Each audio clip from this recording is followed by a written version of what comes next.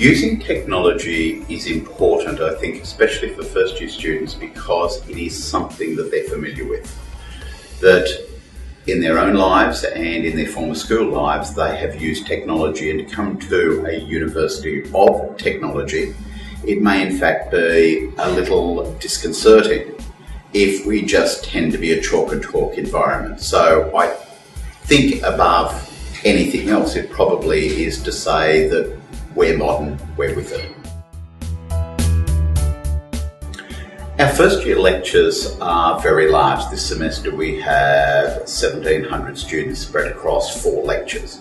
Engaging students in lecture theatres where you have between 300 and 450 students is relatively difficult.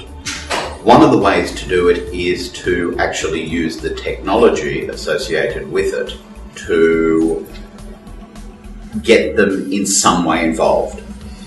The simple answer is that if you put up a multiple choice question and you say, okay, work out the answer, and now I'll ask you what the answer is, very, very few students will participate for 2 fundamental reasons. One is they're lazy, and 2 is that they are scared that they will show their fellow students that they have the wrong answer. Using their mobile phones or using their computers connected to the internet in class to produce an answer has a double benefit. It allows them to see what they got compared with other people, and allows them to then realise that they don't understand it as well as they might have, and it provides me with the opportunity to get them to work through the answer again. While if I had have said to them, do you all get this, they would have gone yes. And if I had have said, well, we're going to go through another example, they all would have gone to sleep. Well, we use mobile devices, we don't use specific clicker devices, so students almost universally arrive with a mobile phone that will connect to the internet.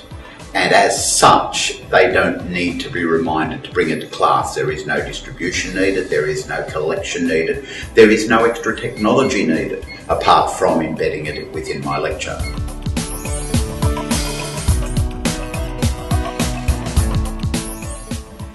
I think what's in it for students is an engagement in the lecture which is generally not there for the vast majority of students. Most students are not willing to put up their hand and go, I don't understand that, or could you explain that again, or whatever. Feedback from students is reasonably positive in the sense that they get to see that they don't understand. Using the technology and getting them to answer questions that they all get right has almost no point at all, because it simply reinforces that they know the information, they don't need to listen. The interesting ones are where they realise that they don't know it and therefore revision of it is vital.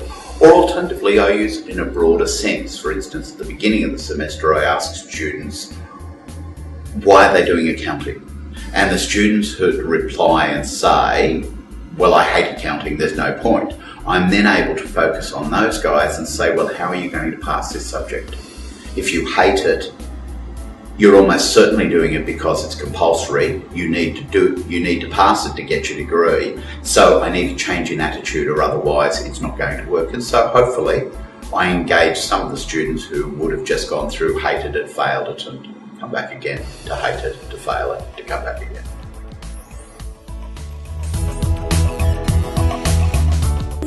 I think the impact on student learning is that it, firstly, as I've said before, engages them in the lecture process.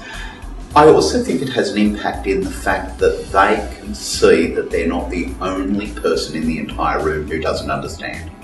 Because accounting is such a new environment, and they've been through an environment where most of what has happened is just built on current knowledge. But this is building new knowledge. Accounting is a different paradigm, if you like, to other subjects. And that sense that I am not the only one that's getting it, I don't have to give up, because they're not going to fail 95% of us who are not getting it. I think it's really useful for students.